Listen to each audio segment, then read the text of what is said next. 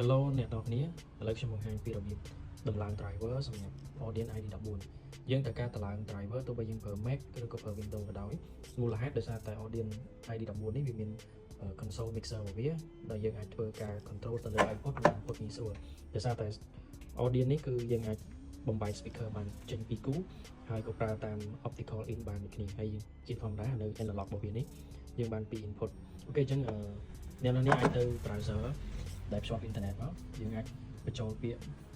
ID14 driver មករួចហើយយើងយក ID14 download នេះមិនថាអ្នកនរគ្នាប្រើ Windows ឬក៏ Mac ទេយើងត្រូវការ install driver វាបើសិនជាម៉ាស៊ីន Windows យើងយក Windows Mac យើងយក Mac ឥឡូវម៉ាស៊ីនរបស់ខ្ញុំនេះខ្ញុំតម្លើង driver ហើយគាត់ថាយើងមាន download ហើយយើងចុច install ទៅអញ្ចឹងការ install របស់ Mac ហើយនិង Windows យើងខុសគ្នាតិចចំពោះម៉ាស៊ីនរបស់ខ្ញុំនេះតម្លើងហើយអញ្ចឹងខ្ញុំអាចចាប់ទាញខ្ញុំដាក់លើ application មកខ្ញុំសួរខ្ញុំថា keyboard ឬក៏ replace ខ្ញុំ replace ទៅអូខេក្រោយពីដែលយើងដំឡើង driver ហើយអ្នកនេះអាចប្រើខ្សែ USB បោកចូលទៅកុំព្យូទ័រមកទៅអញ្ចឹងចំពោះ audience គឺយើងប្រើ type C ទៅ type C គឺអញ្ចឹងយើងភ្ជាប់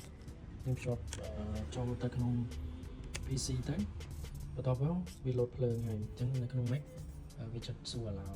បើសិន Windows វានឹងឡើងសញ្ញាមួយអញ្ចឹងនេះយើងតម្លើងហើយយើងបិទវាចោលទៅ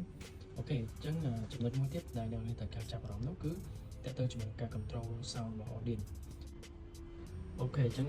ទម្លាប់ល្អពេលយើងដោតខ្សែ USB ចូលកុំព្យូទ័រហើយបន្ទាប់ពីយើងតម្លើង driver អ្នកគ្នាគួរតែ restart ម៉ាស៊ីនមួយសិនដើម្បីឲ្យ driver វាធ្វើការsynchronize ជាមួយនឹង OS system របស់យើងអូខេយើង restart សិនទៅហើយយើងចាំភ្ជាប់ទៅទៀតអូខេក្រោយដែលយើងតម្លើង driver ហើយយើង restart ម៉ាស៊ីនរបស់យើងអ្នកគ្នាអាចឃើញ icon logo របស់ ID នេះអញ្ចឹងយើងចុចមួយមកបន្ទាប់មកយើងចុចពាក្យ show mixer អញ្ចឹងនៅលើ Windows អាចវាបង្ហាញនៅខាងក្រោមតែនៅលើ Mac